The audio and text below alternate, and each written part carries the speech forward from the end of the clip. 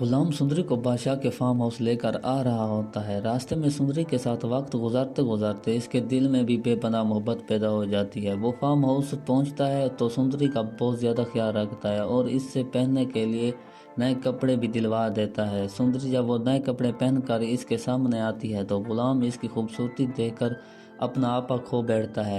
वो आगे बढ़कर इसका हाथ पकड़ते हुए कहता है, सुंदरी मैं तुमसे बहुत मोहब्बत करता हूँ, आज ही हम दोनों निकाह करेंगे। ये सुनकर सुंदरी के होश उड़ जाते हैं। वो समझ जाती है कि गुलाम ने बड़ी चालाकी से इसका एतमाद जीता और धोखे से इसे फार्म हाउस ले आया। वो किसी तरह गुलाम को चकमा देकर वहाँ से भाग निकलती है। जब गुलाम इसे बुलाने के लिए कमरे में जाता है तो वो कहीं नजर नहीं आती, जिस पर वो बहुत परेशान हो जाता है। इधर सुंदरी बदहवास होकर भाग रही होती है। डरते हुए पीछे मुड़ मुड़ कर देख दिया है। अचानक बादशाह की तेज रफ्तार गाड़ी से इसकी टक्कर हो जाती है और वो दूर जाकर जमीन पर गिर पड़ती है, खून में लथपथ हो जाती है। ये देखकर बादशाह बुरी तरह घबरा जाता है। वो फौरन गाड़ी से उतरकर इसके पास आता है और अपनी बेपनाह मोहब्बत को इस हाल में देखकर इसके कदमों तले जमीन निकल जाती है। वो फौरन इसे गाड़ी में डालकर पागलों की तरह गाड़ी चलाता हुआ अस्पताल ले जाता है। इधर फार्म हाउस पर गुलाम सुंदरी को ना पाकर बहुत परेशान होता है। इसी दौरान बादशाह की कॉल आती है। वो घबराई हुई आवाज में कहता है, यार गुलाम, मुझसे एक लड़की का एक्सीडेंट हो गया, मैं इसे अस्पताल ले आया हूँ, तुम भी फौरन आ जाओ। गुलाम भागता हुआ अस्पताल पहुंचा तो बादशाह मिले जुले जज्बात के साथ कहता है, गुलाम जिससे मैं मोहब्बत करता था वो मुझे मिल गई है, मगर वो जख्मी है। थोड़ी देर बाद सुंदरी को होश आ जाता है। जब गुलाम और बादशाह दोनों इसके कमरे में आते हैं तो सुंदरी इन्हें एक साथ देखकर हैरान रह जाती है। जब गुलाम को यकीन हो जाता है कि बादशाह इस लड़की से मोहब्बत करता है तो वो अपनी दोस्ती की खातिर अपनी मोहब्बत दिल में ही दफन कर देता है। वो अकेले में सुंदरी को समझाता है, सुंदरी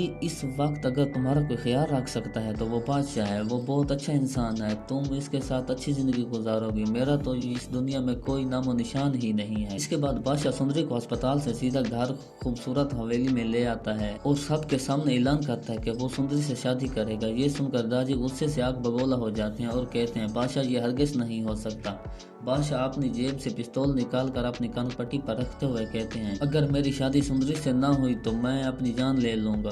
बेटे के इस जुनून के आगे वो मजबूरी में राजी हो जाते हैं, मगर अंदर ही अंदर एक खौफनाक साजिश रचते हैं। जानदार साहब जान से कहता है कि ये शादी हरगिज नहीं होनी चाहिए। वो मंसूबा बनाते हैं कि शादी की रात ही अपने आदमियों से सुंदरी को घर से भगवा देंगे या इसे कत्ल करवा देंगे, क्योंकि वो आशिक अली की बेटी है। दरवाजे के पीछे खड़ी खुर्शीद ये सब सुन लेती है और इस साजिश को सुनकर इसके होश उड़ जाते हैं। वो दौड़ती हुई बादशाह के पास जाती है और रोते हुए कहती है, बादशाह तुमने मेरी बेटी को ढूंढ लिया है। बादशाह हैरान होकर पूछता है, आपकी कौन सी बेटी है? क्या दुल्हन बनी सुंदरी की गाड़ी को नुकसान पहुंचाया जाएगा? आपकी क्या राय है? कमेंट्स में ज़रूर बताएं और अगर वीडियो पसंद आए तो लाइक, शेयर और सब्सक्राइब करना ना भूलें।